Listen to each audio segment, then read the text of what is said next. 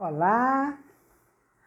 Bom, hoje a nossa leitura é do Kybalion, capítulo 8. Esse capítulo é bem longo, eu vou ler hoje duas partes dele, tá? Porque ele vai falar sobre os planos de correspondência. Abre aspas, como acima é abaixo, como abaixo é acima. O Kybalion, fecha aspas, né? Então vamos lá. O grande segundo princípio hermético expressa a verdade de que há uma harmonia, acordo e correspondência entre os vários planos de manifestação, vida e ser. Essa verdade é uma verdade porque tudo aquilo que está incluído no universo emana da mesma fonte e as mesmas leis, princípios e características aplicam-se a cada unidade ou combinação de unidades de atividade, na medida em que cada uma delas manifesta os próprios fenômenos em seu próprio plano. Visando a conveniência do prisma do pensamento e do estudo, a filosofia hermética considera que o universo pode ser dividido em três grandes classes de fenômenos, conhecidas como os três grandes planos, a saber, primeiro, o grande plano físico, segundo, o grande plano mental, terceiro, o grande plano espiritual. Essas divisões são mais ou menos artificiais e arbitrárias, pois a verdade é que todas as três divisões não passam de estágios ascendentes da grande escala da vida, cujo ponto mais baixo é a matéria indiferenciada e o mais alto é o espírito. Ademais, os distintos planos mudam gradativamente entre si, de modo a impossibilitar qualquer divisão rígida e estável entre fenômenos superiores do plano físico e inferiores do mental, ou entre fenômenos superiores do mental e inferiores do físico. Em síntese, os três grandes planos podem ser considerados como três grandes conjuntos de graus de manifestações de vida. Embora as finalidades deste pequeno livro não nos permitam ingressar em uma ampla discussão ou explicação do objeto de estudo desses diferentes planos, de qualquer modo, julgamos positivo apresentar neste ponto uma descrição geral deles. De início, podemos inclusive considerar a pergunta tão frequentemente feita pelo neófito, que deseja se informar quanto ao significado da palavra plano, termo que tem sido empregado muito livremente em várias obras recentes sobre ocultismo, mas é muito mal explicado. A questão é geralmente formulada como se segue, abre aspas, um plano é um lugar que possui dimensões ou é apenas uma condição ou estado? Fecha aspas. Respondemos, abre aspas, não é um lugar, nem uma dimensão ordinária do espaço, e, no entanto, é mais do que um estado ou condição. Pode ser considerado um estado ou condição. Todavia, o estado ou condição constitui um estágio dimensional em uma escala sujeita à medição. Fecha aspas. Um tanto paradoxal, não é? Mas examinemos o assunto. Uma dimensão, como você sabe, é uma medida em uma linha reta relativa à medida, etc. As dimensões comuns do espaço são comprimento, largura e altura, ou talvez comprimento, largura, altura, espessura ou circunferência. Mas há uma outra dimensão de coisas criadas ou medida em linha reta, conhecida pelos ocultistas e também pelos cientistas, embora estes últimos ainda não tenham aplicado o termo dimensão a ela. E essa nova dimensão, que é, a propósito, a quarta dimensão, tão largamente especulada, é o padrão utilizado na determinação dos estágios ou planos. Continua calor, viu, gente? Desculpe. Esta quarta dimensão pode ser chamada de a dimensão da vibração. Trata-se de um fato bem conhecido da ciência moderna e também dos hermetistas, que expressaram a verdade em seu terceiro princípio hermético, de que tudo está em movimento, tudo vibra, nada está em repouso. Da mais elevada manifestação à mais baixa, tudo e todas as coisas vibram. E não só vibram em diferentes índices cinéticos, como também em diferentes direções e de maneiras distintas. Os estágios do índice vibracional constituem os estágios de medição na escala de vibrações. Em outras palavras, os estágios da quarta dimensão. E estes estágios formam o que os ocultistas chamam de planos.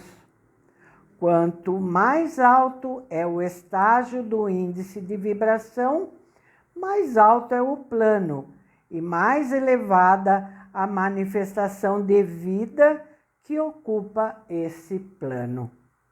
Portanto, embora um plano não seja um lugar, tampouco um estado ou condição, ainda assim ele possui qualidades comuns a ambos.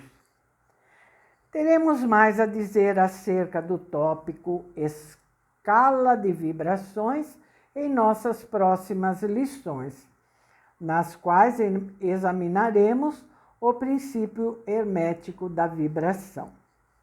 Mas você, gentilmente, se lembrará de que os três grandes planos não são divisões reais dos fenômenos do universo, mas apenas termos arbitrários usados pelos hermetistas com o objetivo de ajudar no pensamento e estudo dos vários estágios e formas da atividade e vida universais.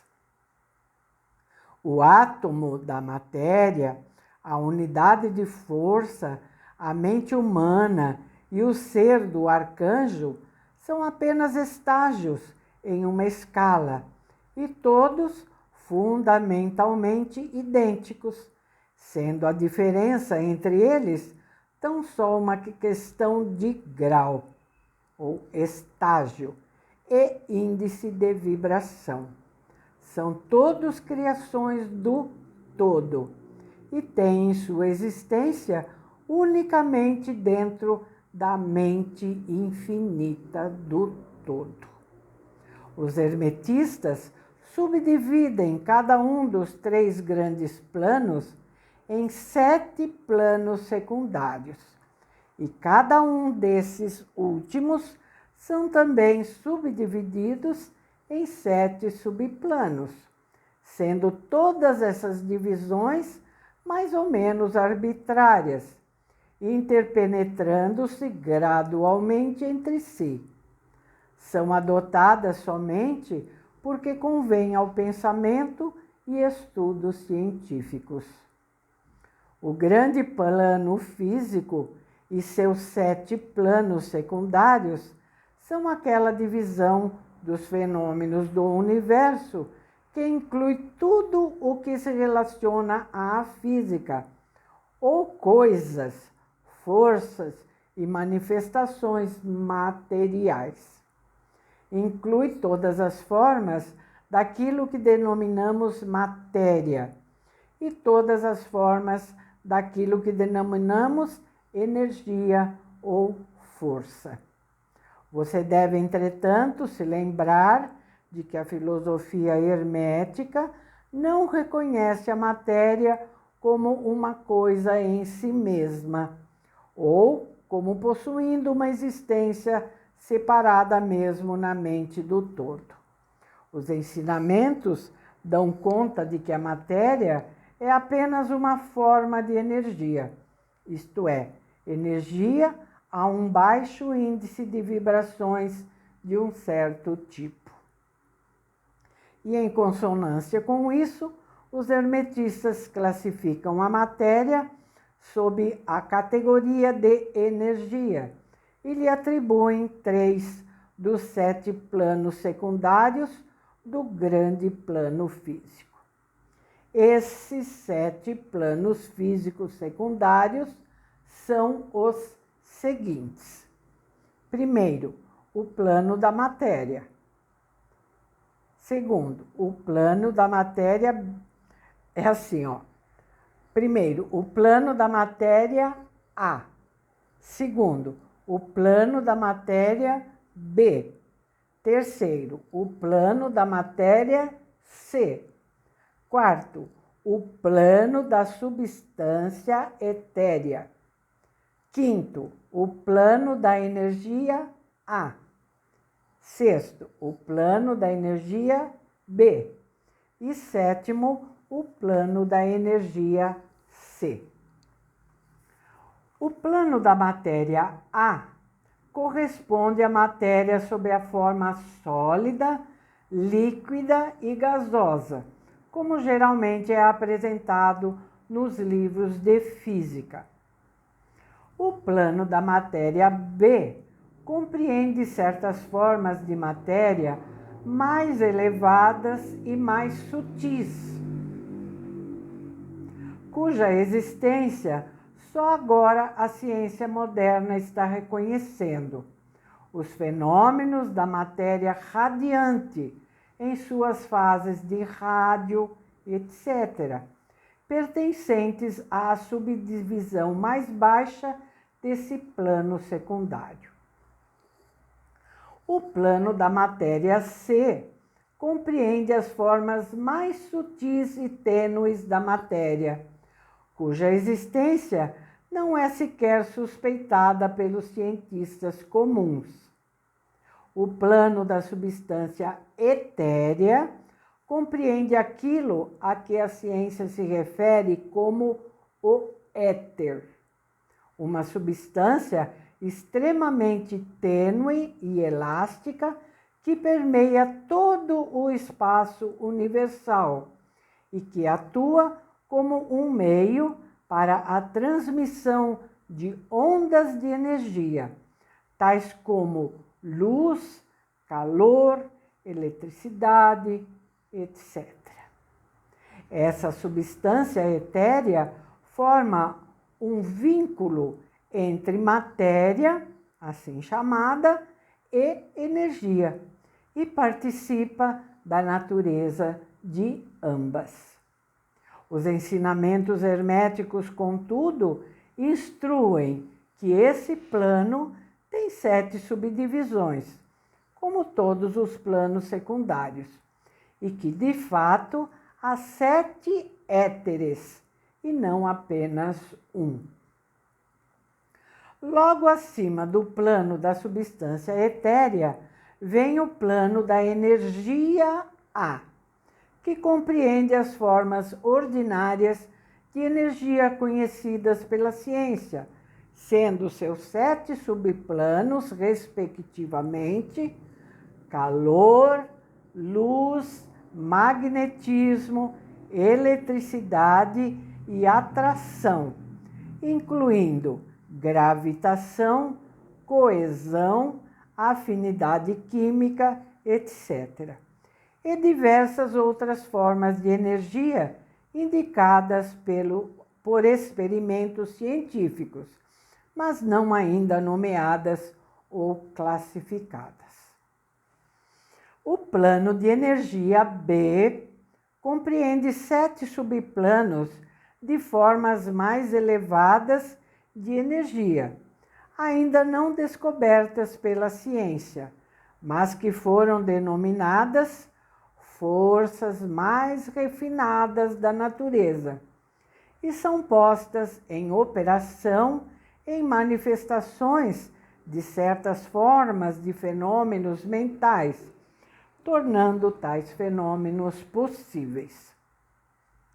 O plano da energia C compreende 7 subplanos de energia tão altamente organizados que possuem muitas das características da vida, mas não é reconhecido pelas mentes humanas no plano ordinário de desenvolvimento, estando disponível somente para o uso em seres do plano espiritual. Tal energia é impensável para o ser humano comum e estamos facultados a considerá-la quase como o poder divino.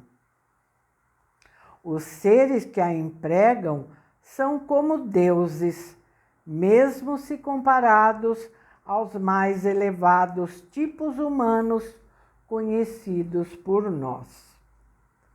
O grande plano mental compreende aquelas formas de coisas vivas por nós conhecidas na vida cotidiana e também outras formas que, salvo para o ocultista, são pouco conhecidas. A classificação dos 7 planos mentais secundários é mais ou menos satisfatória e arbitrária, a menos que seja acompanhada de elaboradas explicações, que são estranhas ao propósito desta obra em particular. Mas podemos muito bem mencioná-los. São os seguintes: o plano da mente mineral, o plano da mente elemental A, o plano da mente vegetal, o plano da mente elemental B, o plano da mente animal, o plano da mente elemental C, o plano da mente humana. É bem longa essa parte, então vai ficar para o próximo vídeo, porque aí ele vai falar sobre cada um desses planos que eles chamam os 7 planos mentais secundários. Tá bom? Então, no próximo vídeo a gente lê essa parte. Tá ok? Então, até lá. Tá bom? Não esqueçam, por favor, do like, do comentário. E eu falei no vídeo anterior que eu vou começar uma campanha para a gente angariar mais inscritos, porque eu necessariamente preciso atingir 1000 inscritos, e nós estamos com 750 e poucos. Então eu peço que vocês me ajudem nisso, tá bom? Eu creio que vocês podem me ajudar, né? Divulgando o nosso canal, tá bom? Então, tchauzinho e até amanhã, se Deus quiser. Um abraço para vocês.